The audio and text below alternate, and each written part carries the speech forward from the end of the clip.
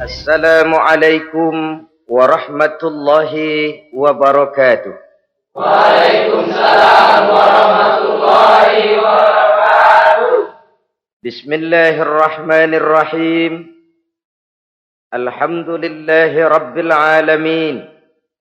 Wassalatu wassalamu ala ashrafil anbiya'i wal mursalin, imamil muttaqin, sayyidil ghurril muhajjalin, sayyidina wa maulana Muhammadin wa ala alihi wa ashabihil mujahidin at-tahirin, amma ba'du. Saudara-saudara kaum muslimin rahimakumullah. Dalam kehidupan ini, pada satu sisi memang kita harus melaksanakan berbagai kegiatan amal ibadah. Tetapi pada sisi lain, kita juga harus menjaga jangan sampai amal ibadah yang sudah kita kerjakan itu dihancurkan oleh sikap kita sendiri. Bahwa kita sudah sholat, alhamdulillah. Bahwa kita sudah zakat dan memberikan sedekah, syukur. Bahwa kita sudah melaksanakan ibadah haji, thayyib. Apakah dengan demikian amal kita sudah menjadi banyak? Nanti dulu. Jangan berbangga hati dan puas diri. Pada kesempatan yang berbahagia ini, saya ingin menyampaikan satu hadis yang diriwayatkan oleh Imam Ad-Dailami, di mana Rasulullah sallallahu alaihi wasallam pernah bersabda, "Sittatu asya'in tuhbitul a'mal." Ada 6 perkara yang bisa menghancurkan amal yang sudah kita kerjakan.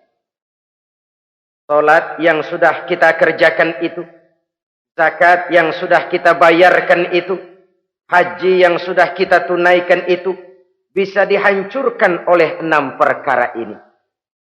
Nanti di akhirat, pada saat setiap orang menunggu pahala dari ganjaran amal yang ia kerjakan di dunia ini, kita menanti dan menanti, ya Rabb, mana amal kebaikan saya? Mana pahala kebajikan yang saya lakukan? Hasilnya tidak ada. Amal yang kita kerjakan dihancurkan oleh sifat-sifat yang akan kita kemukakan pada pertemuan kali ini. Yang pertama yang bisa menghancurkan amal adalah al-istighalu bi'uyubil khalqi. Orang yang terlalu sibuk mencari-cari aib dan kekurangan pada diri orang lain. Habis waktunya hanya untuk mengorek-ngorek celah orang, sementara ia lupa pada aib dan celah dirinya sendiri. Sifat seperti ini menghancurkan amal yang sudah kita kerjakan. Sedangkan baginda Nabi mengajarkan, tuba liman syaghalahu aibuhu an uyubin nas. Beruntunglah orang yang kekurangan pada dirinya menyebabkan dia sibuk sampai ia tidak sempat mencari-cari aib dan kekurangan pada diri orang lain. Saudara-saudara kaum muslimin rahimakumullah. Sibuk mencari aib orang tentu bukan dengan tujuan positif. Latar belakangnya kadang-kadang karena jealous, karena hasud, kecemburuan sosial. Sore, pagi, siang, malam kita korek-korek kesalahan orang dengan target hancur martabatnya, jatuh kehormatan dirinya, hilang nama baiknya, dilupakan dan terisolir dari tengah-tengah masyarakat. Perbuatan yang demikian sungguh terlalu amat sangat kejam. Salat kita, puasa kita, haji kita bisa dihancurkan jikalau kita terlalu sibuk mencari-cari aib orang lain. Muslim dengan muslim itu bersaudara. Kalau kita menganggap muslim yang lain adalah saudara kita, maka aibnya adalah aib kita, kekurangannya juga adalah kekurangan kita. Pada saat kita melihat pada dirinya terdapat kekurangan, tugas kitalah menutupi. Ini yang dijamin oleh Nabi, man satara musliman satarahullahu fid dunya wal akhirah. Siapa yang menutupi aib dan celah orang-orang beriman, Allah akan menutupi aib dan celaknya di hari akhirat nanti. Zaman sekarang, zaman gosip. Zaman sekarang, zaman isu. Sehingga hal yang 1 meter pun dapat jadi 5 meter. Yang 5 meter dapat saja menjadi 10 meter. Kita sibuk membumbui hal-hal yang kita tidak tahu duduk perkara yang sebenarnya. Bahkan lebih celaka, kadang-kadang kita malah sok tahu. Memberikan vonis dari sudut pandang kita sendiri. Adalah tidak bijaksana jika kita mengukur baju orang lain dengan badan sendiri. Baju orang lain kita ukur pakai badan kita. Tentu saja enggak pas. Begitulah. Terlalu sibuk mencari-cari aib orang lain. Menghancurkan amal ibadah yang sudah kita kerjakan. Na'udzubillah summa na'udzubillah. Kadang-kadang hadir majelis taklim di pengajian. Ngaji setengah jam. Ngomongin orang 2 jam setengah. Tekor, defisit. Belum bergeser dari majelis taklim. Ini kan penyakit rohani. Di mana kedudukan kita antara sesama muslim bagaikan satu tubuh. Kalau yang satu sakit, yang lain ikut merasakan sakit. Yang satu terhina, yang lain ikut merasakan terhina. Jadi pada saat kita melihat aib orang lain, kita ceritakan di mana-mana, kita bongkar di mana-mana, tentu satu hal yang jelas, kita tidak senang kepada orang itu. Kita tidak senang kepada orang itu. Dan kalau sudah tidak senang, maka fungsi persaudaraan bisa berubah menjadi permusuhan. Oleh sebab itu, kalau ada 2 orang berselisih, boleh kita bohong untuk mendamaikan 2 orang tadi. Misalnya si A sama si B berantem nih, jengkel, marah-marahan. Saudara datang ke rumah si A. A, saya dengar kamu lagi marahan sama B. Iya itu si B, kurang ajar. Bangsat, bajingan, tengik. Pokoknya kalau ketemu, awas. Saya kira sih enggak begitu. Tadi saya ketemu B, dia bilang malah kangen sama sampean. Dia pengen ketemu. Ingat masa lalu zaman sebantal berdua, sebatang rokok berdua. Dia kangen pengen ketemu. Padahal si B enggak ngomong apa-apa sama saya. Saya olah sedemikian rupa sampai si A tenang. A tenang, saya datang ke rumah B. B, katanya kamu lagi marahan sama si A. Iya tuh A, unyuk monyet. Udahlah, pokoknya kalau ketemu dia saya hantam habis. Barusan saya ketemu si A, dia bilang pengen ketemu ente. Pengen ngobrol kayak dulu, mengembalikan keharmonisan yang hilang, mengembalikan kehangatan persaudaraan yang lenyap. Si A tenang, si B adem. Kenapa? Karena bohong saya. Kesana saya ademin, kesini saya ademin. Jenis bohong seperti ini berpahala. Kenapa? Tujuannya mendamaikan orang yang sedang berselisih.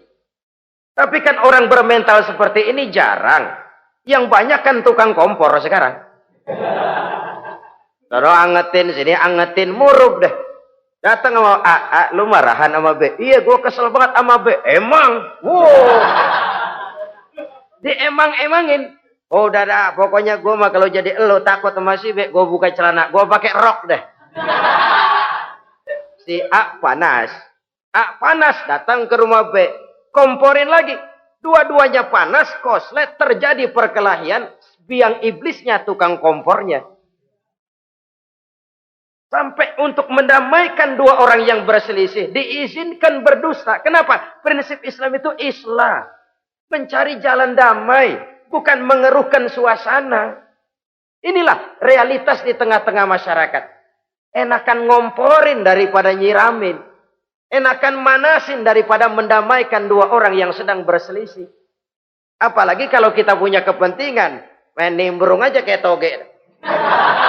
Kagak ngerti urusan. Nyampur aja nyampur. Toge kan begitu toge. Ada laksa nimbrung. Ada gado-gado ngikut. Ada kredok masuk. Kagak ngerti juntrungan masalah, main nyampur aja nyampur. Ini kan tidak objektif namanya. Nah, mental seperti ini, wah, sholatnya khusyuk, zakat bayar, sedekah iya, tapi kalau suka cari-cari aib orang, jembreng kesalahan orang di mana-mana, sholatnya, puasanya, hajinya bisa dihancurkan oleh mental yang seperti ini. Jangan bangga-bangga, sholat saya sudah banyak, puasa saya hebat, mantap, haji saya tiap tahun mondar-mandir ke Mekah. Tapi kalau mental seperti ini masih ada, waspadalah. Amal yang kita kerjakan bisa hancur oleh mental, sikap mental kita sendiri. Ini yang pertama. Yang bisa menghancurkan amal terlalu sibuk mencari-cari aib orang lain. Satu. Yang kedua, saudara-saudara, wa qaswatul qalbi. Orang yang hatinya keras, tidak mempan diberikan nasihat. Baik nasihat yang datang dari luar dirinya, ataupun nasihat yang datang dari dalam dirinya. Hatinya keras.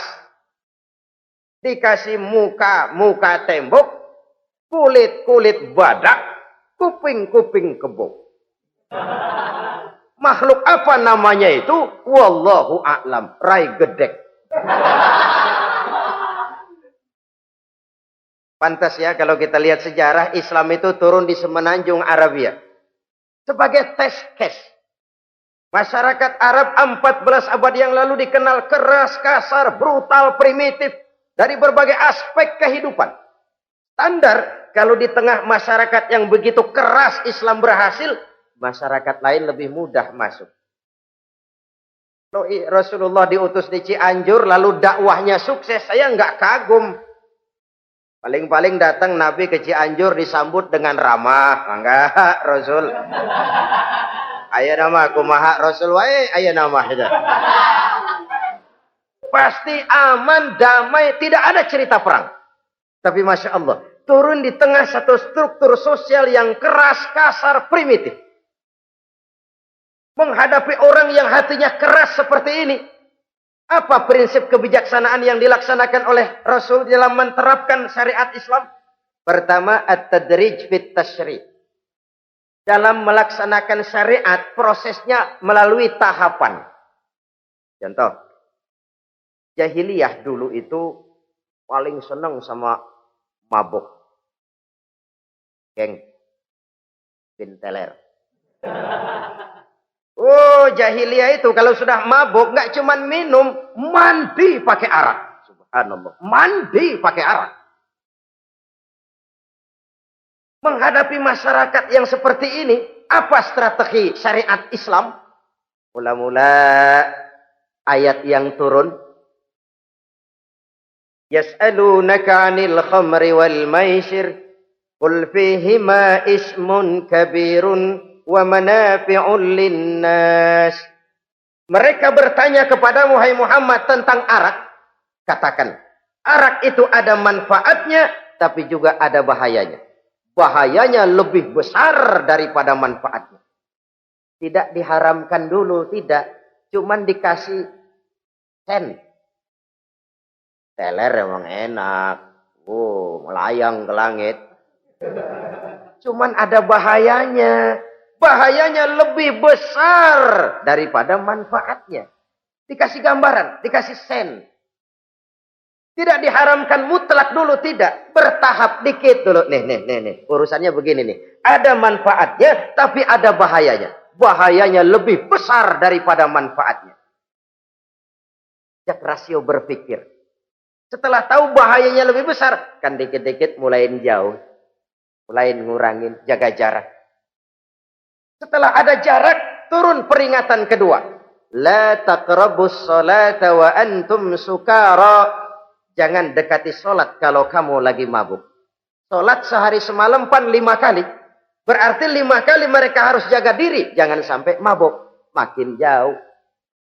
Setelah jauh sekali, kira-kira tidak goyah, turun vonis. Innamal khamru wal maisir wal ansab wal azlamu rijsun min amali syaitan fajtanibu la'allakum tuflihun. Arak itu najis, kotor, perbuatan setan. Jauhi, pasti kamu akan beruntung. Baru timbul hukum haramnya. Orang udah nggak kaget. Kenapa? Pagi-pagi udah dikasih sen. Bahayanya lebih besar. Kalau sholat jangan, kalau mabuk jangan mendekati sholat. Makin jauh. Ini tahapan. Sama juga kita kan. Begitu jebrol lahirnya cuman susu ibu. Gedean dikit sang ambon. Kan gitu. Gedean dikit pisang ulek. Gedean dikit nasi. Udah gede bener jengkol jejelin. Proses. Coba bayi begitu lahir kasih pisang batu, tenggeng. Gak kuat. menerima, belum waktunya. Ini proses yang dilaksanakan oleh strategi syariat Islam untuk mengobati penyakit qaswatul qalbi ini. Keras hati. Syariatnya bertahap. Tidak drastis. Tidak kalau sudah begitu ya mesti begitu. Tidak. Konsep kedua, taklilut takalif, menyedikitkan beban. Coba kita lihat, seluruh konsep agama, kalau kemampuan melaksanakan perintah berkurang, stressing perintahnya ikut turun. Angkat tuh beras 100 kilo. Nggak kuat pak, 30 kilo dulu deh. Ntar balik lagi, lama-lama juga habis. Ini konsep untuk mengobati qaswatul qalbi. Bertahap. Semua perintah agama itu begitu. La yukallifullahu nafsan illa wus'aha. Allah tidak memberikan beban kecuali sesuai dengan kemampuan yang dimiliki oleh seseorang. Kalau kemampuan melaksanakan perintah berkurang, stres perintahnya juga ikut menurun. Salat wajib diri. Kalau mampu. Gak bisa pak salat berdiri. Salat dengan berbaring. Kalau mampu. Berbaring gak bisa pak. Pinggang kurap. Salat pakai isyarat. Kalau mampu pakai isyarat tidak bisa. Dalam hati setiap kemampuan melaksanakan perintah berkurang, stres perintahnya juga menurun. Taklilut takalif ini juga salah satu strategi mengantisipasi kerasnya hati. Nah. Konsep yang ketiga dari syariat, al-musawat bainan nas fi takalifil ahkam. Persamaan terhadap manusia di dalam berhadapan dengan hukum Allah. Kadang orang yang hatinya keras itu, logikanya jalan, ngukur suasana. Gimana sih lu? Menggerib kagak mau ke masjid? No, yang Pak Haji masih di perapatan. Yang Pak Haji disebut. Itu kan cenderung orang begitu. Kalau dia nyolong ayam, dia tunjuk orang yang nyolong kambing. Ini apologi namanya. Kenapa lo nyolong ayam? No, yang maling kambing urusin, gedean. Apologi. Lah kapan mau beres kalau begitu? Tidak introspeksi, tidak self correction. Itu apologi. Untuk menutupi kelemahan diri, menunjuk kesalahan orang lain yang lebih besar. Itu kan nggak jantan namanya. Apologi. Tidak ada sifat untuk memperbaiki diri sendiri. Karena kecenderungan ini ada, Islam menutupi itu. Dengan apa? Semua manusia sama dalam berhadapan dengan hukum Allah. Gak ada iri hati dalam hukum Islam ini. Salat wajib. Wajib. Bagi siapa? Yang sudah balik dan mampu. Terhadap semua strata. Jenderal wajib, kopral wajib. Apalagi hansip. Tidak ada fasilitas. Wah kamu jenderal nggak apa-apa dah sembahyang setahun 2 kali. Idul Fitri aja Maidul Adha. Enggak tuh. Semua manusia sama dalam berhadapan dengan hukum Allah. Itu yang Nabi ingatkan. Orang-orang sebelum kamu dahulu hancur. Umat-umat sebelum ini rusak binasa. Kenapa? Karena mereka kalau orang kecil berbuat salah. Hukum cepat-cepat ditegakkan. Tapi kalau yang besar berbuat salah. Mereka diam pura-pura tidak tahu. Jadi apa ini? Yang namanya mafia peradilan bukan cuma zaman ayeuna. Sejak zaman sebelum Islam Nabi sudah mengingatkan. Mereka dahulu hancur. Kenapa? Kalau orang kecil berbuat salah, hukum buru-buru ditegakkan. Rame-rame dikeroyokin. Giliran yang gede berbuat salah, diam pura-pura enggak tahu. Hukum pakai pandang bulu. Saudara-saudara kaum muslimin rahimakumullah. Oleh karena itu orang yang keras hati itu bisa merusak amalnya sendiri. Enggak mempan nasihat, rai gedek, muka-muka cuek. Baik nasihat yang dari luar maupun nasihat yang dari dalam enggak mempan. Kan dalam hidup ini ada nasihat dari luar, dari orang lain, bisa dari fenomena kehidupan. Ini juga nasihat. Oh, dia itu kaya tapi pelit. Hatinya begitu ya. Katanya menteleng. Itu kan nasihat. Itu kan nasihat. Oh, dia waktu berkuasa tapi zalim, matinya begitu. Perutnya pancung.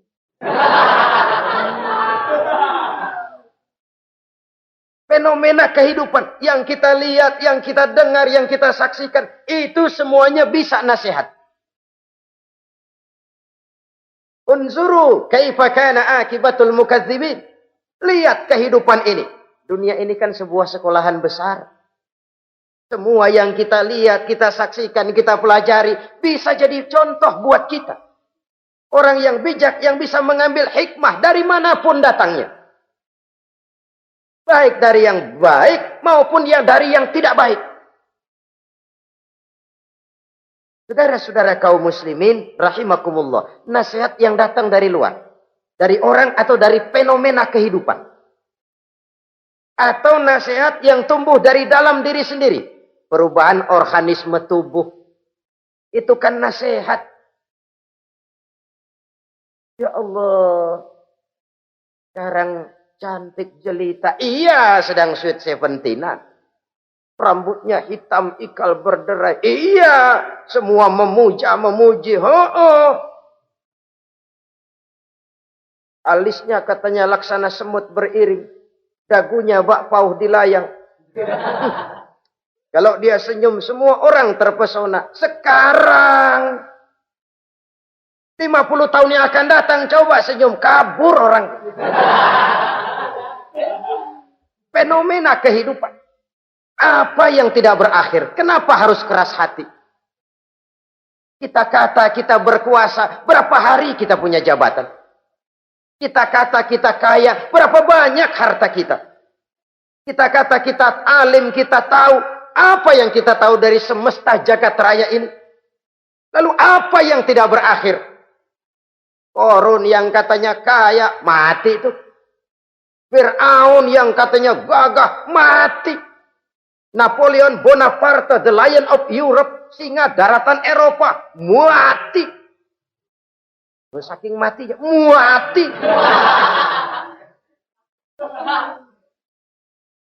Kenapa harus keras hati? Kenapa tidak melihat perubahan fenomena alam sekitar ini? Apa yang tidak berakhir? Apa yang tidak selesai? Lalu apa yang mau kita sombongkan? Kenapa kita harus keras hati? Sehingga pantas dalam hadis kursi Allah menyatakan al-kibriya'u libasi. Sombong itu pakaianku. Manusia enggak pantas pakai pakaianku. Kegedean.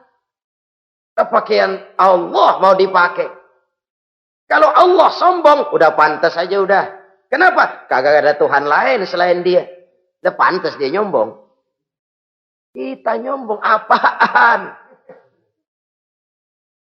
Oleh sebab itu, beruntung orang kalau diberikan hati yang lembut, mudah menerima kebenaran, peka terhadap kesulitan orang lain, ringan tangan memberikan pertolongan buat mereka yang memang memerlukan. Dan enggak semua orang dikasih begitu. Enggak semua orang. Lain ya, Umar bin Khattab sikapnya keras, tapi hatinya gampang menerima kebenaran. Nah, lain loh orang kayak begini. Keras sikap boleh keras, tapi hati mudah menerima kebenaran.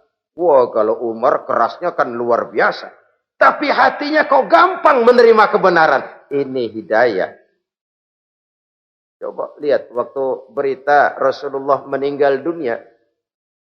Sampaikan oleh para sahabat, Umar jengkel. Cabut pedang. Siapa bilang Muhammad mati, saya tabas batang lehernya. Dia enggak siap menghadapi kenyataan. Emosinya yang jalan, bukan rasionya. Keras. Bilang deh, Muhammad meninggal. Saya tabas batang lehernya. Untung ada Sayyidina Abu Bakar. Beliau tidak bicara langsung, cuma pidato. Ayyuhan nas, man kana ya'budu Muhammadan fa inna Muhammadan qad mata. Wa man kana ya'budu Allah fa inna Allah hayyun la yamut. Hai manusia, siapa yang menyembah Muhammad, Muhammad sudah meninggal. Tapi siapa yang menyembah Allah, Allah maha hidup dan tidak akan pernah mati buat selama-lamanya. Sayyidina Umar tersentak. Subhanallah, saya salah. Bagaimanapun Muhammad hanya seorang manusia. Saya cinta dia, saya suka dia, nyawa saya pertaruhkan untuk dia. Tapi dia manusia dan saya tidak menyembah Muhammad. Ia sadar akan kekeliruannya, berlinang air matanya. Keras sikapnya, tapi lembut hatinya. Nah, yang kayak begini, bagus. Ini udah sikap keras, hati keras, yaitu tadi. Buka tembok, kulit badak, kuping kebo. Diapain aja udah nggak mempan aja udah. Susah yang kayak begini. Saudara-saudara, ma'asyiral muslimin rahimakumullah. Jadi yang kedua yang bisa menghancurkan amal kita, orang yang hatinya keras. Wah,